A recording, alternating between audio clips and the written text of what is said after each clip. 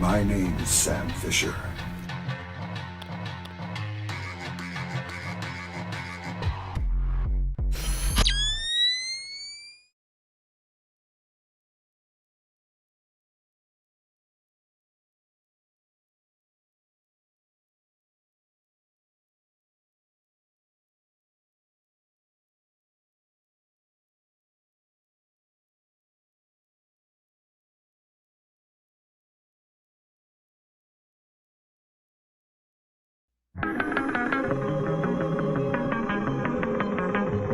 We're here at Ubisoft Toronto, and we'll be sitting down with some of the team working on the Splinter Cell remake, as well as hearing from some special guests. We'll discuss what made Splinter Cell a pioneer in the industry, some of our favorite memories and moments, and we'll talk a bit about what's next for the franchise. So we're here at Ubisoft Toronto's performance capture studio. Can you guys believe that it's been 20 years since the original Splinter Cell came out, way back in 2002? It makes me feel a little bit old, but that's okay. I think it's a good memory to have of a great franchise. So maybe we can just talk a little bit about some of our memories of it and where we were when we first experienced, Sam Fisher and Splinter Cell way back. Yeah, I mean, for me, it was the first Splinter Cell, the original. 20 years ago, I was still in high school, still had a full head of hair. And at the time, broadband internet was not ubiquitous like it is now. So we would get our games on demo discs, which you would have attached to magazines. And I remember popping that into my PC. And even though it ran a bit like a slideshow, I played through it like 4 or 5 times. And it wasn't until I played it on my friend's Xbox that I truly understood what a technical marvel that game was. The lighting, the shadows, the animations, everything about it blew my mind, and it's been stuck in there ever since, and I totally love the franchise now. It was amazing to see what Splinter Cell was doing at the time compared to other games, like that dynamic lighting, like just being able to shoot the lights, creating your own dark spaces, your shadows, like recreating the space for how you wanted to play. Like that was the thing that I thought was really different from the other games that came out at the same time that are also focusing on stealth gameplay. You could solve the problems kind of, dynamically as you wished and right. Yeah. In your own way. Yeah. I also started with the original Splinter Cell, right? On the Xbox with the Duke controller, big beefy controller in my hands. But what stood out to me was more the gameplay. It was this action-adventure game where you were playing as, this stealth spy style guy, but unlike other games in the genre, you didn't just have your gun out all the time. You weren't just coming up to every enemy, every obstacle, shooting them in the head. It instead was about stealth. It was about going around enemies. It was about watching a situation, a very simple situation, figuring out how am I gonna get past this without them seeing me. That was so different.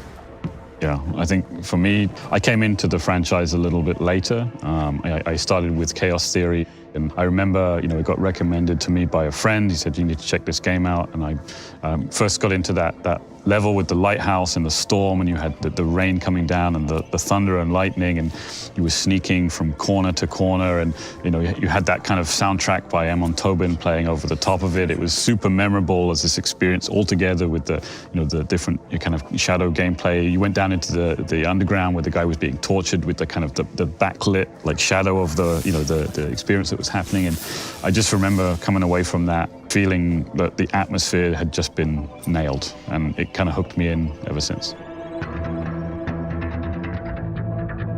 I cannot believe that the Splinter Cell series is 20 years old. This is a game that for many redefined the third-person stealth action genre. One of my favorite points was that Splinter Cell was an original Xbox exclusive.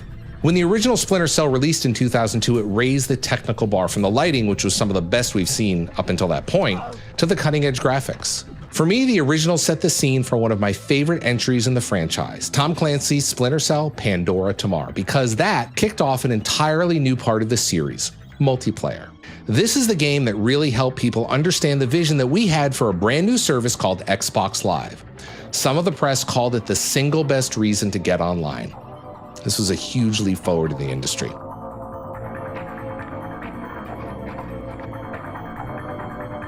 So let's talk about Sam Fisher, the person at the heart of the franchise. He's not your typical kind of gung-ho, bravado-filled hero. He's got more depth than that. He's got a lot more kind of warmth to him. He's got a wit and a charm and a conscience, and he can make his own decisions on the battlefield. He's not someone that's just kind of coldly murdering everyone. He's got these kind of qualities to him that really resonate with people. Just pulled up Celestinia's last dry dock report for the Maria Narcissa. They have a newly installed central alarm system. Don't tell me. 3 alarms and the mission is over? Of course not. This is no video game, Fisher. But you don't want the whole place alerted to your presence. Keep it under control. In the original trilogy, Sam has a very unique personality, right? He is witty, he is sarcastic, but he's also an elite operator still, right? And then in the later games, he goes through personal loss, and that whole storyline is very carefully interwoven with the narrative of those extra games. So it's an evolving story with Sam Fisher. Dad? Sarah.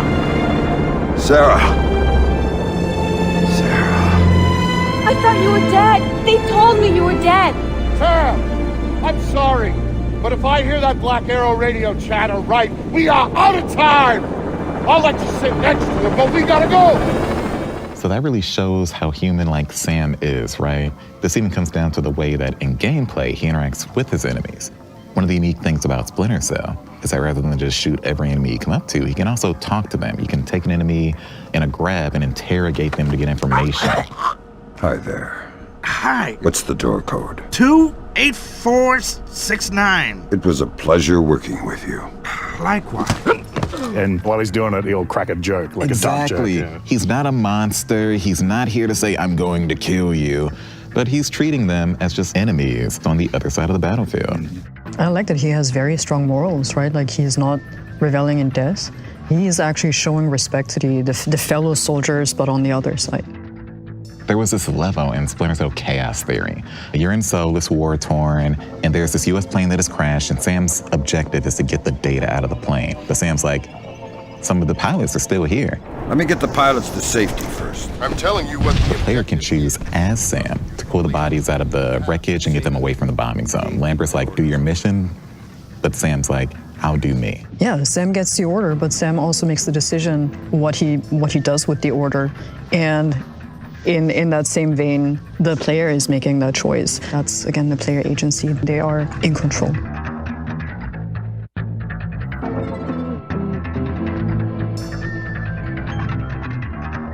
Sam Fisher is like such a plain name, but everyone knows who he is, right? Like he's associated very closely with Splinter Cell. You know that's the guy. And then what's kind of cool is you think of him as a spy, right? He's a covert operative. He's doing things in a shadow and sneaking around. Everything about the way he talks about his missions, and in the way he tackles the missions, the way he talks to his other team members, the way he moves around the world, everything just felt ultra realistic. So the original game did some incredible things with technology to really push the immersion of the world that you were in, and it made it feel like it was a living, breathing kind of, something bigger than just a level space or a corridor or something like that. It had this breakable glass technology that was reasonably kind of new and exciting at the time. The cloth physics, when you went through those and they kind of moved and flapped around in the breeze as you were kind of, sneaking through all that kind of stuff. We had the fish tank physics, the famous fish tanks. You could shoot the fish tank, and the water would actually lower down to the point where you shot. And at the time, that was kind of super cool and never really been seen before. And obviously, the lighting, the shadow, all of that tech is absolutely integral and important to a stealth-based game. And yeah, it was pretty fundamental at the time. No one really did dynamic lighting in that way, in the same way that Splinter Cell did. Traditionally, you would use a baked light map or shadow map, which was baked into the environment. But when Splinter Cell did it, it was truly dynamic. You could shoot out almost all the lights, and it would be pitch black, and it would really make you have to use the gadgets that Sam's got, like the night vision goggles and things like that.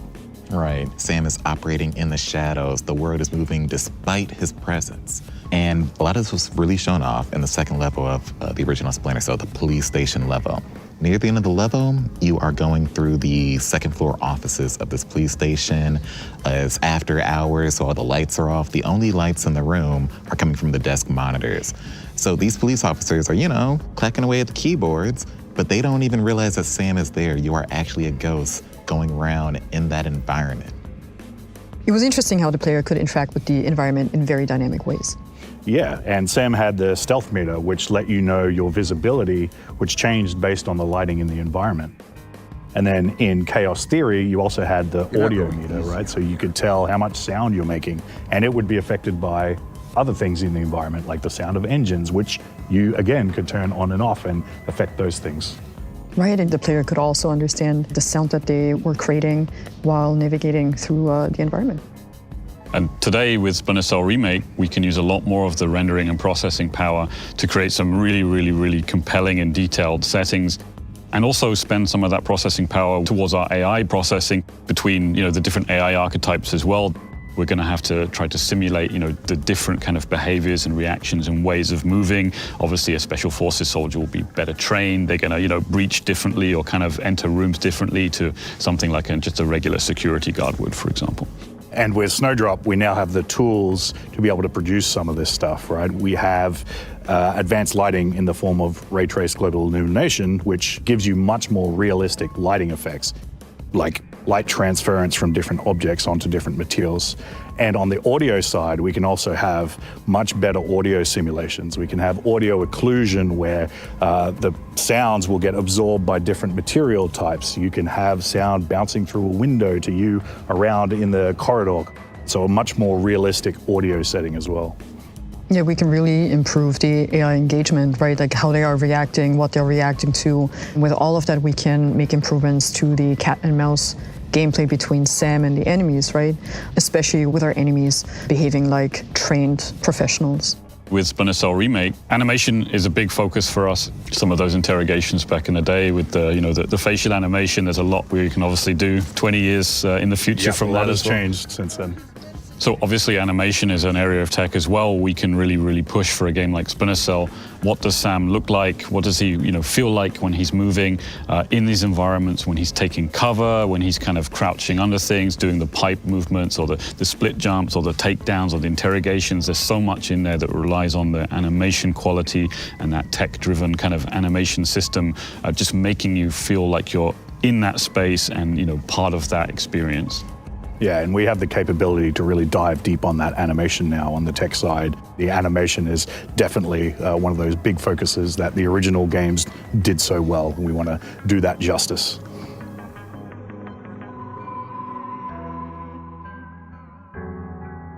No question, my favorite Splinter Cell thus far is Chaos Theory. I gave it a 9.9 out of 10 for Official Xbox Magazine back in 2005, which remains and will forever be the highest score that we ever gave a game on the 100-point scale. You had this gorgeous, stunning sandbox campaign with Sam, with all these memorable missions, like the bank, like Shanghai, the New York apartment, so many different cool settings to sneak around in. It was amazing sound, stunning graphics on the original Xbox, just an unbelievable game.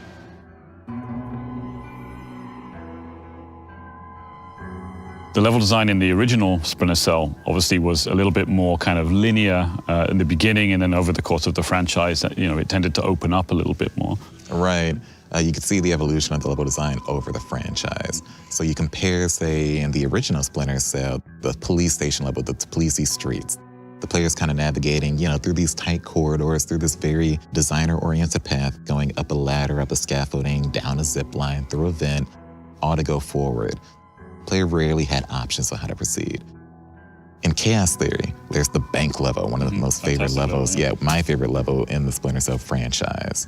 There are multiple ways to enter the level and then multiple ways to proceed through the bank itself. You're doing this heist, you need to sneak in. There's just security guards that are kind of like patrolling around through the night. And you can either bust through the front door with, guns blazing, or you can kind of go around the side, get up to the rooftop and do this really cool rappel into the bank lobby. A lot of options there as well, right? Exactly. And it just gives the player this breadth of options to proceed through this non-linear layout. Yeah, and obviously Splinter Cell is not an open world simulation or anything like that, and we need to make sure that we're providing the right experience. Right, we want to bring back those level design principles from Chaos Theory to the original Splinter Cell. Absolutely. Yeah.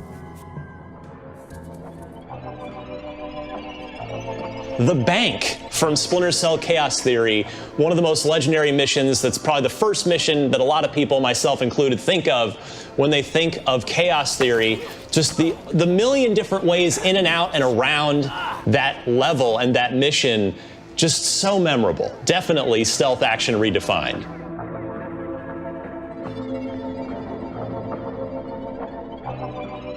The original Splinter Cell really embraced that like ghost play style, right? That idea that you're not just going around shooting, every enemy in the face, leaving a ton of bodies around. It was more about making sure that you're completing this objective in a very professional way, where the enemy barely even knows you've ever been there. And that really speaks to the fantasy of the character and also the organization, right? The original Splinter Cell was about the formation of Of-Fourth-Echelon, and they're an organization that is solving really complex global problems, but no one should ever know they were there. I think sense of mastery also, if we're talking about perfectionism in the game, is something that's really important. We even would like for the remake to take that a step further. We would like to make sure that the entire game playable from beginning to end without a single kill, if at all possible. So that's something that's important for us as well. And by the way, I do just want to point out I have not 100%ed Bathhouse. Just for the record, I am sorry. I will work on it and I will do better. It's a very hard level. It is a very hard level. It's almost like it's a benchmark, I think, in many ways. And a lot of that comes together in the original Splinter Cell's like alarm state system, right? This was meant to like test the player and really show what their progress in the mission.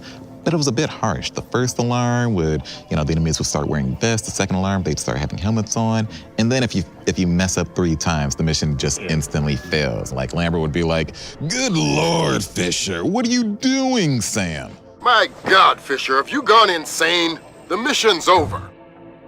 We want to scale that back a bit in the remake, and we want to give the player a few more opportunities to de-escalate some of those situations, right? Obviously, stealth is an extremely important pillar for us, and we aim to incorporate modern design philosophies, improving the minute-to-minute stealth gameplay that was so special in the original. So Sam, being the ultimate covert field agent, he has an enormous array of tools and abilities, gadgets, and movements at his disposal. And with all of those, they aim to create these moments of tension by, you know that there's an enemy nearby, you know that there's a threat coming around the corner, and he has these tools in his kind of toolbox that he can use to react to that stuff at a split second. If there's an enemy that's coming kind of around the corner that you didn't spot in time, he can do these split jumps, get up high and kind of, avoid contact. He can, plan ahead by looking under doorways and kind of using these tools to kind of understand where the threats and that sort of things are. So we want to create these moments of tension that the player will need to use those tools and gadgets to react to.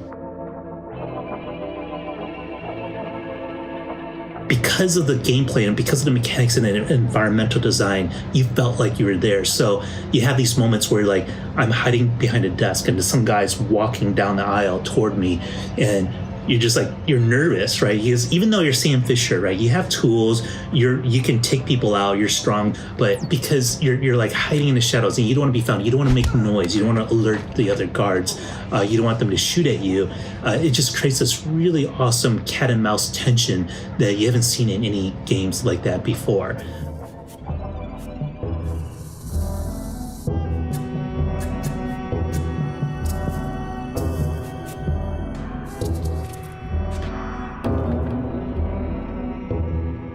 We have some exciting things coming up as well with Splinter Cell. There's an animated series that's being worked on with our friends at Netflix, as well as the remake itself, which of course we know because we're all working on that, which is pretty cool. It's not simply a remaster, it's being built from the ground up. We get to do, all the content from scratch, fresh and ready to go. Yeah, we're aiming to create this top-tier remake and push quality as much as possible. This should help us set a good foundation for the franchise going forward. Yeah, we've seen a lot of great posts from the community. We read the open letter that was on the subreddit.